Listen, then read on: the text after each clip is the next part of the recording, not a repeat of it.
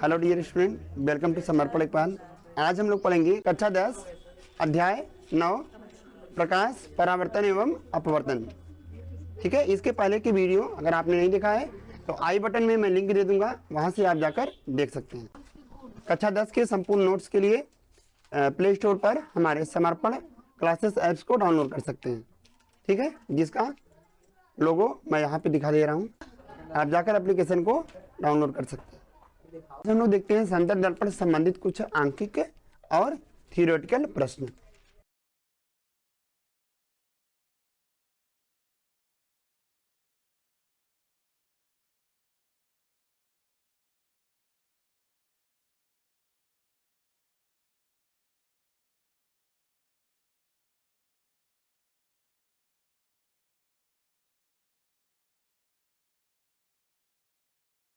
तो आगे पढ़ेंगे। इसके बाद क्या चिन्ह परिपाटी है ना, कि गोली दर्पण संबंधी परिभाषाएं हैं। दर्पण के प्रकार वही है, हाँ ये कुछ परिभाषाएं हैं भैया, दर्पण संबंधी परिभाषाएं। चलो जल्दी करो, इसको खत्म करना है। बोले बोले स्टार्ट है ना वीडियो। हाँ तो आइए देखते हैं। देखिए, एक समतल दर्पण के सामने 10 सेंटीमीटर की दूरी पर 4 सेंटीमीटर लंबी वस्तु रखी गई है, तो समतल दर्पण द्वारा बने प्रतिबिंब की लंबाई कितनी होगी। तो हम जानते हैं, अगर यहाँ पे हमारे पास एक समतल दर्पण है और इसके सामने कितनी दूरी पर, 10 सेंटीमीटर की दूरी पर एक वस्तु रखी गई है। ठीक है, तो जितनी लंबाई इस वस्तु की होगी उतनी ही लंबाई का क्या बनेगा, प्रतिबिंब। बात समझ में आई या नहीं? नहीं, जैसे मान लो यहाँ पे वस्तु रखे हैं, ये मान लो ए और बी, ये 4 सेंटीमीटर है, तो एक किरण यहाँ चलेगी मुख्य अक्ष के समांतर, बोलो हाँ या ना।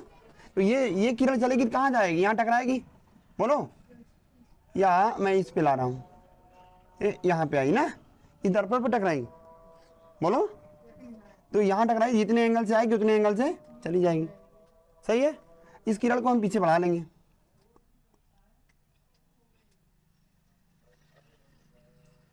रुक जाओ, तो ये किरण यहाँ से सेम एंगल से चली जाएगी, एक हो गया। दूसरा, इस किरण को हमने इस दर्पण पे यहाँ पे डाला, अब इस पर डाला, तो अगर इस पर लंब डाल रहे हैं तो ये सेम एंगल बनाते हुए इधर चला जाएगा। ये दोनों किरणें यहाँ पर मिलेंगी, बोलो, ये वाला डॉट से रहेगा बस। ठीक है, तो ये हमने इस पर नॉर्मल डाला है, तो 90 डिग्री डाला है, तो वापस आ जाएगा उसी पर, जितने से जाएगा उतने से आएगा। कल मतलब बताया गया था ना आपको, आपतन कोण और परावर्तन कोण बराबर होते हैं, परसों पढ़ा था आप लोगों ने कि प्रकाश परावर्तन का दूसरा नियम क्या कहता है, आपतन कोण और परावर्तन कोण बराबर होते हैं। तो ये कितने डिग्री एंगल से यहाँ पे आ रहा है, 90, तो ये जाएगा भी कितने डिग्री एंगल से, 90। तो ये दोनों किरणें यहाँ पर मिलेंगी। देखो, एक किरण ये आई टकराई और ऐसे चली गई, तो इसको पीछे की ओर बढ़ाने पर यहाँ से आया, और ये दूसरी किरण आई और पीछे की ओर बढ़ाने पर यहाँ, दोनों किरणें यहाँ मिल रही हैं। इसका नाम ले लो बी डैश, यहाँ पे ले लो ए डैश। ठीक है, तो कितनी दूरी पर प्रतिबिंब बनेगा, पहला प्रश्न है, 10 सेंटीमीटर की दूरी पर। और कितना ऊंचा बनेगा, ये 4 सेंटीमीटर लंबी है, तो प्रतिबिंब की और वस्तु की लंबाई समान होती है। तो अगर ये 4 सेंटीमीटर है तो ये भी कितना होगा, 4 सेंटीमीटर। समझ में आया सबको कि नहीं, बोलो। वस्तु की और प्रतिबिंब की लंबाई क्या होगी, समान होगी, दूरी भी क्या होगी, समान होगी, चाल भी क्या होगी, समान होगी। समझ में आ रहा है? चलो, क्लियर है, समझ में आया? अगला क्वेश्चन देख लो। एक व्यक्ति की ऊंचाई 170 सेंटीमीटर है, उसे अपना पूरा प्रतिबिंब देखने के लिए कम से कम कितनी ऊंचाई का दर्पण प्रयोग करना पड़ेगा। तो अगर हमें अपना पूरा प्रतिबिंब देखना है तो हमें अपनी ऊंचाई का आधी ऊंचाई लेना पड़ेगा। मान लो मेरी ऊंचाई 5 फीट है, तो मुझे 2.5 फीट का मिरर लेना पड़ेगा। कौन सा मिरर, प्लेन मिरर। समझ में आया? तो यहां लिखेंगे व्यक्ति को 170/2 बराबर कितना आएगा भाई, बोलो, पैसे 85 आएगा ना, 85 सेंटीमीटर लंबाई का दर्पण या समतल दर्पण प्रयोग करना पड़ेगा या की आवश्यकता होगी, जो भी बोलो, बोलो। समझ में आया, बोलो भाई, आया ना? इसका हल था, ये यहाँ पे आता। यहाँ आंसर कितना आया बताइए, 4 सेंटीमीटर। यहाँ आंसर कितना आया, 85 सेंटीमीटर। समझ में आ रहा है? सब्सक्राइब। अगला आप सुन नहीं रहे हैं? चलो सुनो, अगला प्रश्न है, एक बच्चा समतल दर्पण के सामने खड़ा है, यदि प्रतिबिंब 60 सेंटीमीटर की दूरी पर बन रहा है तो बच्चे की दूरी बताइए। सेम क्वेश्चन है पहले के जैसा, ठीक है। तो देखिए यहाँ पे देखिए, मान लीजिए दिए गए प्रश्न में हमारे पास क्या है, 60 सेंटीमीटर की दूरी पर प्रतिबिंब बन रहा है। कहाँ से? इस बच्चे से। तो यहाँ से यहाँ की दूरी कितनी है? 60 सेंटीमीटर टोटल। बच्चे से प्रतिबिंब की दूरी कितनी है? 60 सेंटीमीटर। अगर बच्चे से प्रतिबिंब की दूरी 60 सेंटीमीटर है तो आधी दूरी कितनी हो जाएगी? 30 सेंटीमीटर। और ये भी कितना हो जाएगा? 30 सेंटीमीटर। समझ में आया कि नहीं आया?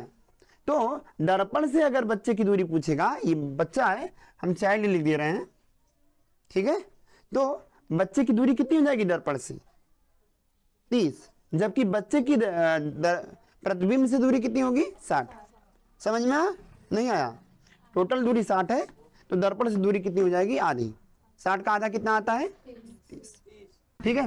तो बच्चों, अगर वीडियो समझ में आ रहा है तो चैनल को सब्सक्राइब कर लीजिए, तो वीडियो को लाइक एवं शेयर कीजिए।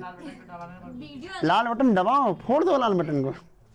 बोले अगर वीडियो अच्छा लाइक अच्छा लगे, वीडियो अच्छा लगे तो शेयर सब्सक्राइब करना मत भूलिए। ऐसे बोलना तो 90 अंग्रेजी बोली थी। अंग्रेजी बोलना वर्क करके ना तू भाग। अरे स्टूडेंट बोलते हैं तू भाग। सुरती, हाँ सुरती, समझ में आया? सुरती बोलो। बोलो क्या? चलो ठीक है। तो देखिए, चमक और कालापन दोनों आ रहा है। ठीक है, चलो इतना बहुत है। ठीक है, शुरू करें।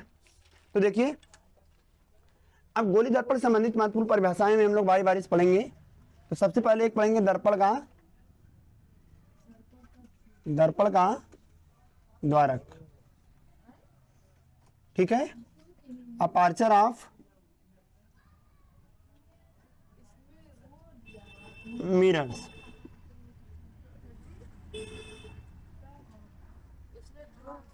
छोड़ो पागल है।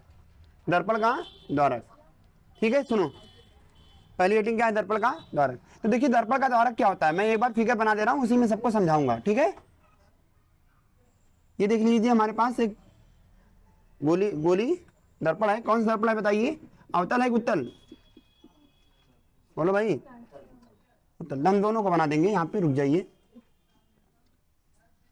तो ये देखिए हमारे पास अवतल दर्पण है, और ये देखिए हमारे पास उत्तल दर्पण है। कलीदार भाग को आप हमेशा किस तरफ दिखाएंगे? मतलब दाईं ओर, ठीक है। अब सुनिए ध्यान से। तो यहाँ पे मान लीजिए हमारे पास ये एक दर्पण है, ठीक है। इसके पूरे भाग को नहीं बनाया गया, पूरा ऐसे बनेगा कुछ, ठीक है, कुछ इस प्रकार से बनता। तो हम कहेंगे दर्पण का द्वारक क्या होता है। देखो सुनो, दर्पण की किसी एक सिरे से, चाहे यहां से ले लो चाहे यहां से, किसी एक सिरे से, ठीक है, खींची गई सबसे लंबी रेखा को दर्पण का द्वारक कहते हैं, ठीक है।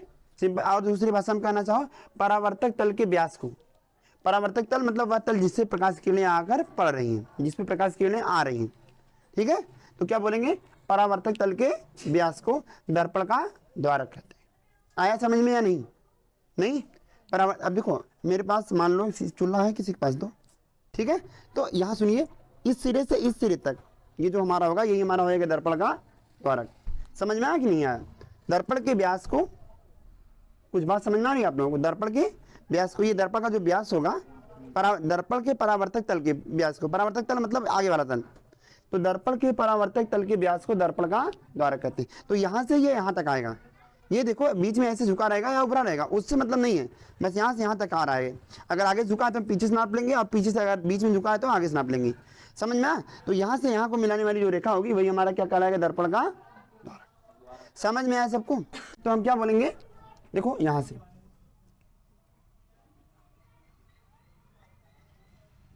गोली दर्पण के परावर्तक तल के व्यास को दर्पण का द्वारक कहते हैं। लिख दूं क्या है यहाँ पे? बोलो, क्या लिख दूं? बोलो। चलो लिख देता हूं। गोली है दर्पण के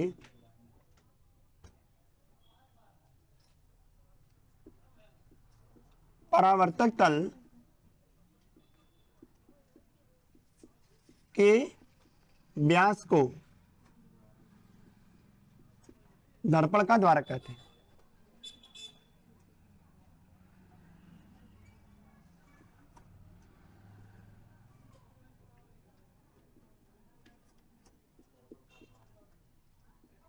ठीक है, आई होप समझ में आ गया होगा। आया सबको? दूसरा डिफिनीशन क्या रहेगा दर्पण का? देखो यहां से भी ऐसे आ जाएगा, ये भी दर्पण का द्वारक है। यहां से देखो दर्पण का ध्रुव, अगली हेडिंग क्या है? दर्पण का ध्रुव। अंग्रेजी में क्या बोलेंगे? Pole of mirror. ठीक है, सुन लीजिए। तो दर्पण का ध्रुव क्या है? देखो परावर्तक तल ये है पूरा, बच्चा सुनो ध्यान से, ये पूरा परावर्तक तल है जिस पे प्रकाश किरणें आके पड़ रही हैं। तो इस परावर्तक तल या इस परावर्तक तल के मध्य बिंदु को, बीच वाले बिंदु को दर्पण का ध्रुव कहते हैं। कैसे बोलेंगे? दर्पण के परावर्तक तल के मध्य बिंदु को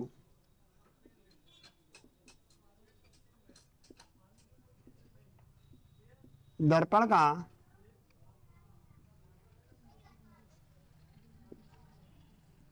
ध्रुव कहते हैं।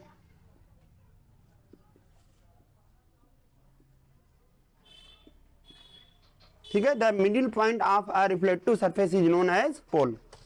समझ में आया कि नहीं है? अब इसको अगर समझाना है तो समझ लीजिए। ये देख लीजिए हमारे पास क्या है, मान लीजिए एक दर्पण है, तो आप यहां से देखेंगे, यहां से यहां का जो ये रहेगा पूरा परावर्तक तल। तो परावर्तक तल अगर हम बना दें ऐसे बन जाएगा, तो ये बीच वाला जो पॉइंट होगा यहाँ पर, ये हमारा क्या कहलाएगा? दर्पण का ध्रुव। तो ठीक है, ये देख लो, ये हमारे पास दर्पण हो गया। अब कौन सा दर्पण है? ये बीच में उभरा हुआ है, तो उत्तल दर्पण है। तो देखो इस उत्तल दर्पण में ये जो मध्य बिंदु है, इस मध्य बिंदु को क्या बोलेंगे? दर्पण का ध्रुव। वह तल जिसपे प्रकाश किरणें आके पड़ रही हैं उसका मध्य बिंदु ले लो। समझ में आया? अच्छा आगे देखो, देखो ये हमारा, इसको पी से दिखाते हैं। किससे दिखाते हैं भाई? दोनों में पी पी है, इसे पी से दिखाते हैं। आया? बोलो, इसे पी से व्यक्त करते हैं या दर्शाते हैं। ठीक है, अगला पॉइंट देखो, नंबर 3।